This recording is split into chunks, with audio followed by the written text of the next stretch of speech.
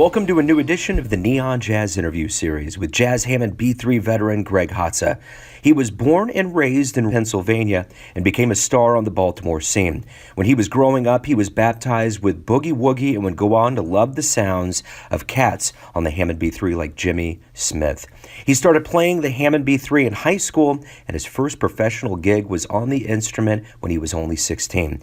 His latest 2017 CD is Digging Up My Roots, and that's what he is always doing. Greg is a very evolved cat that is always learning and growing into those jazz roots. So get to know him and dig this interview, my friends. Hey, Greg, thanks for taking a minute out to talk with me today. I appreciate it. My pleasure. So I'm going to go ahead and start off here and just kind of generically ask you, what's been going on with you lately? I just recorded this new CD, Digging Up My Roots.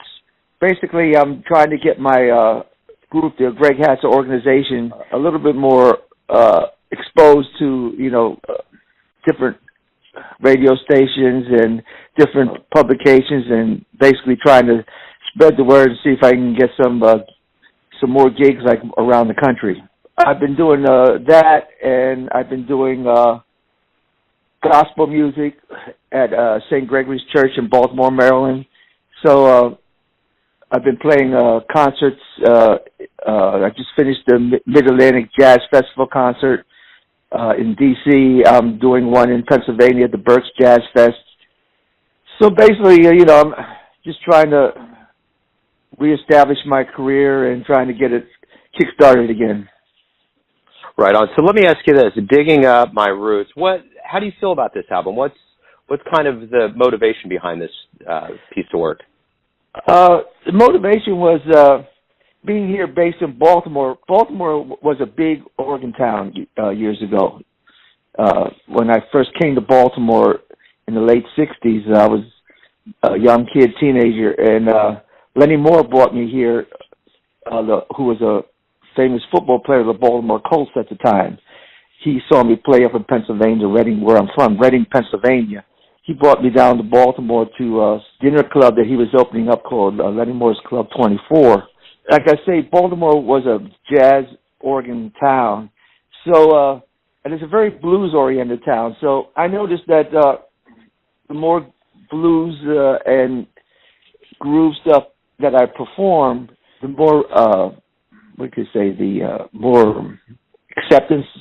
The people really like this type of music. So I decided that instead of doing a CD what my usual stuff was kind of a bebop, modern bop type stuff, I said I'm going to put a blues album together and play songs that the people kind of grew up with, which I grew up with also, and just see how that goes over. I found that a lot of songs I play, people really enjoying right now and playing a lot on on different radio stations. So let me go back to the beginnings of your life before Baltimore in Pennsylvania. Talk to me about your childhood and how you got so interested in jazz. I know Boogie Woogie, you loved it, but talk to me more specifically about kind of your roots in getting into music and jazz. I started when I was like 5 years old. Somehow I was kind of fascinated with jazz music through recordings that my parents had, and there was a piano in the house, and my mother saw me just kind of imitating stuff, and so she started me in piano lessons. I started very young with piano lessons, and I kind of always had like a natural draw towards jazz and blues. I was very good at playing and imitating things by ear, So when I was around 14 years old, I started getting into an R&B band. I was listening to a lot of organ players at the time. See, I was fortunate because my father had a restaurant in Reading, Pennsylvania, and he had the jukebox there, and so he would get all the latest stuff on the jukebox, and when they come to replace the records, he'd give me the old 45, so I would have a constant flow of music, that I could listen to, and that's when I listened to the old organ players like Bill Doggett, and when Ray Charles did some organ stuff. Then people turned me on to Jimmy Smith and Jimmy McGriff. And so I kind of just leaned towards, I liked the sound so much, I just fell in love with the jazz organ sound. So I kind of continued on that. I played organ in R&B bands, and eventually, when I was around 16, I was able to acquire a Hammond B-3 organ. At that time in Reading, there was a older jazz saxophone player there who's named Frankie Scott, who had a Frankie Scott trio, which played throughout central Pennsylvania, you know, and he included me into his band. So I was already starting to get this jazz organ trio development through him, you know. So I performed with him. He took me a lot of different places, different clubs in Pennsylvania to play.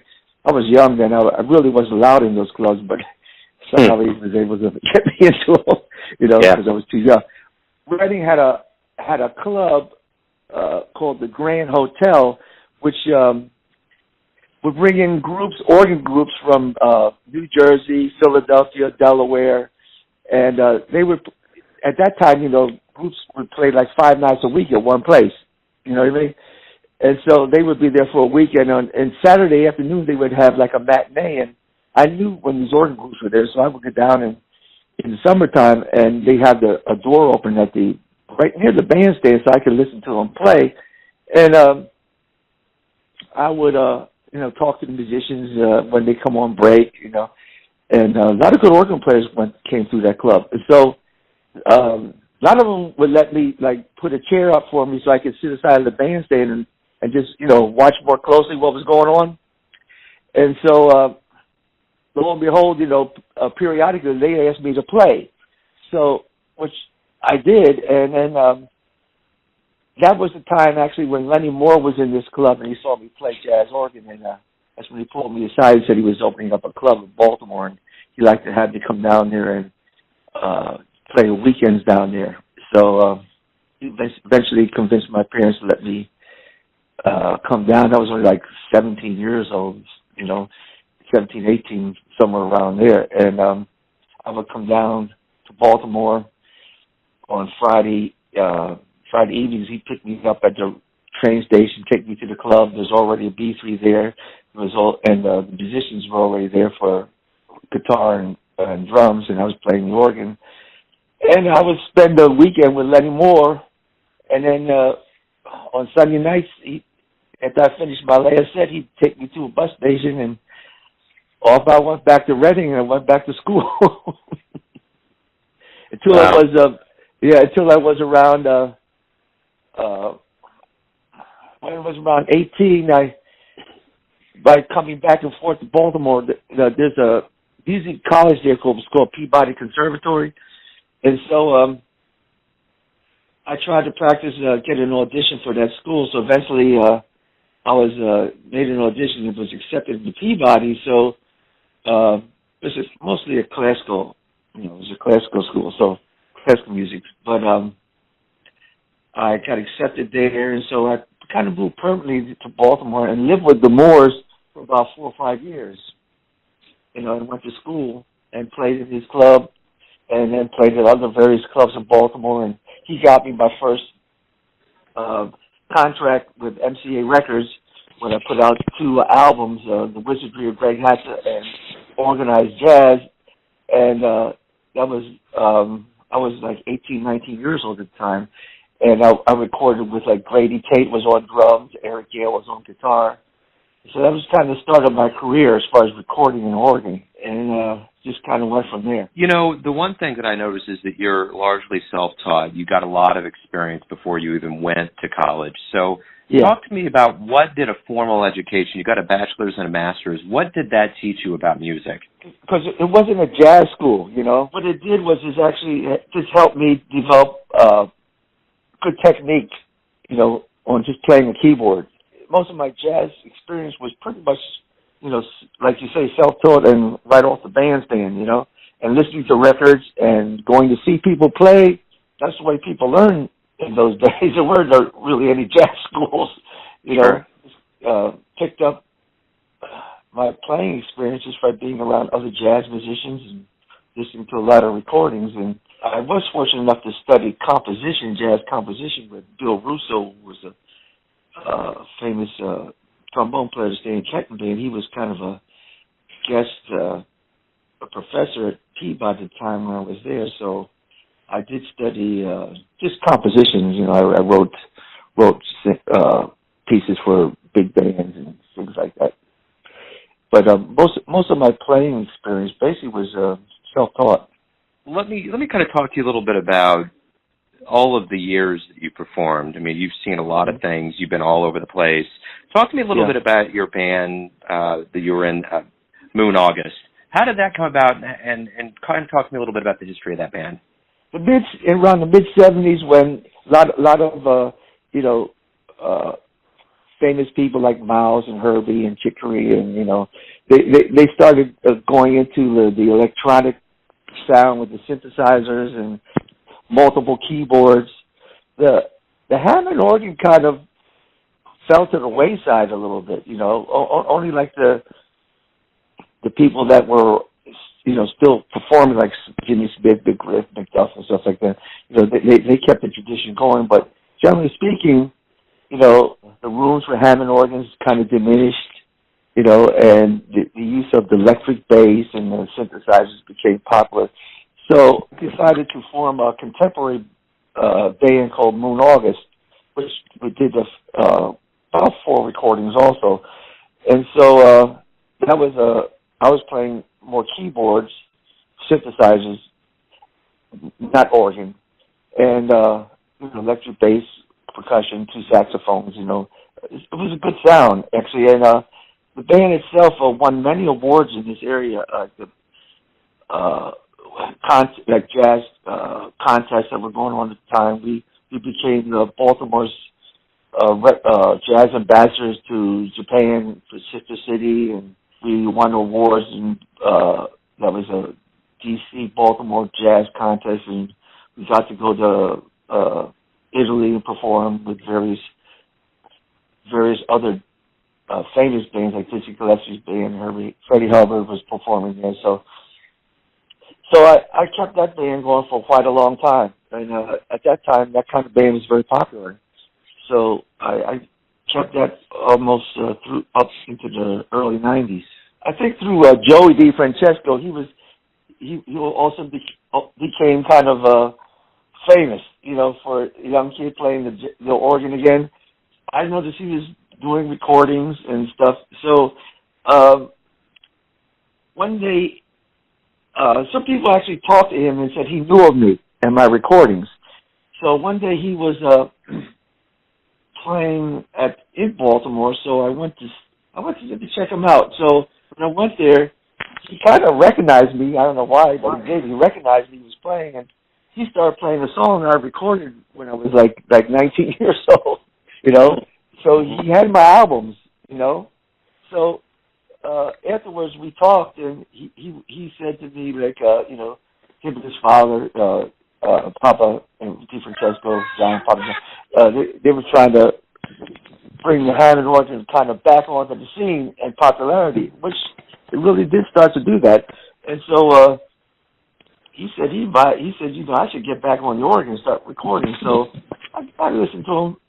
About a couple of years later, then I formed the Greg Hatza organization and did my first recording and got back into the organ scene. Well, the one thing that's also very interesting about your life is that you diversified. You've gone into other instruments. You aren't just on the Hammond. You've done the sitar, and you've done a lot of other interesting instruments. What's your philosophy on that, on learning new instruments and broadening your range? I always had a fascination with Indian music from India. Back in the 60s, a lot of jazz, like Coltrane, even before that, was dabbling in the sounds of India, and his wife, Alice, was playing with tablas and, Indian sounding instruments, and I liked the sound. So, and it was a very improvisatory type music, more modally, but very improvised music. I just wanted to study this music, so back in the 70s, I found a very famous Indian music teacher and started studying this instrument, and I started the tabla. Wanted to find out the rhythmic aspects of Indian music and the modal improvisational and the ragas and things. So I did it for about 15 years, studied Indian music, and I'm presently I'm involved with Indian musicians recording kind of a Indian folk jazz combination type sounds, and they have about 3 or 4 recordings where I'm playing keyboards with them, you know. But I understand the style of Indian music and you know, the theory of it, so I blend very easily with Indian musicians. I know how to play their rhythmical cycles and the different ragas and the theory of playing Indian music. So I still get involved with that kind of music also. The one thing that about your career too is you've gotten some awards, and I'm interested in what award has surprised you the most. Not your favorite one, but what surprised you the most? One was when I was playing tabla, and it was a big Indian music competition, and I won first place on playing tabla. That was nice. That was surprising, you know. Yeah. Yeah, that was one of the big ones. And the other ones were the awards with Moon August, you know, best jazz contemporary band in Baltimore or in Baltimore, Washington area, and you know, and we won all these trips to different places. You know, that was very satisfying too. Let me ask you a generic question. Why do you love jazz? That's a good question. You know, like I was kind of drawn to it at a very young age, and why I don't know. You know, but it was the sound, and it was mostly then at that time a lot of blues stuff. I kind of just liked the, you know, African American, you know, music and the blues sound and stuff like, and it kind of like was almost like a bug that gets into you, and you can't, and you know, I like the improvisation that you do and the communication of performing and the act of communication right away with an audience. I like making people feel good. It's hard to say. No, that's a good answer. The one thing I want to ask too is, of all the fans that you played for, have you ever received a response from somebody that kind of blew you away, like one of the best fan responses? What I really like what people say is after they see me play and they come up to me and they say that, you know, I really like made their day. I made them feel good. It's almost like my music was almost like a healing in nature for them, you know, or made them feel happy, you know. So I've noticed that music that I do play now, you know, is kind of more blues oriented and, you know, and groove oriented. Even people who don't like jazz kind of like this, you know what I mean? Or say they don't like jazz, but when they hear what I do, I kind of convert them. Absolutely. I kind of convert them into what I'm doing, you know. So, you know, a lot of people, you know, because jazz has a wide term, and you know, and it's like, what is it? People don't even know what it is. You know, is it this? Is it this? Or is this? Is it that? What? You know, so you know. But what I try to bring across is something that communicates very good to people and just makes them feel good. You know, so at this point in my life, I'm not trying to, you know, make them sit down and force them to listen to something intellectual and trying to figure out what I'm doing, you know. When I play to the audience, I like to see them move in their seats, you know. Absolutely. You know, and so, and if people want to get up and dance, that's fine too. I don't mind that, you know, because that means that I've reached them. I touched them somehow. You know? Yeah, absolutely. You know, I don't want to confuse them. I want to make them feel like they're part of what I'm doing. Without a doubt. Without a doubt. Yeah. Yeah. So everything comes down to this, and I want to know, everyone has a version of who you are, your family, your friends, people you play live for, business associates. But when you wake up and face today, who do you think you are? Who do I think? I'm a person who wakes up. I know that, you know, I was kind of given this, I don't know if you call it gift or whatever, to play this kind of music. I feel like I'm a person who needs to reach people through my music and touch people and kind of way this world is today, but try to touch people and try to make people feel good about themselves and happy about what they hear. Pretty much my goal, you know. in life. I think that's a great way to wrap everything up. Greg, thank you for taking some time out for me today, man. I appreciate it. Hey, thanks a lot. Yeah. Thanks for listening and tuning in to yet another Neon Jazz interview, where we give you a bit of insight into the finest players in Baltimore, New York, Kansas City, and spots all over the world, giving fans all that jazz. And thanks to Greg for his time and his stories and all that great music. If you want to hear more interviews, go to Famous Interviews with Joe Domino on the iTunes Store. Visit neonjazz at youtube.com. Or for all things Neon Jazz, go to the neonjazz.blogspot.com. Until next time, enjoy the music, my friends.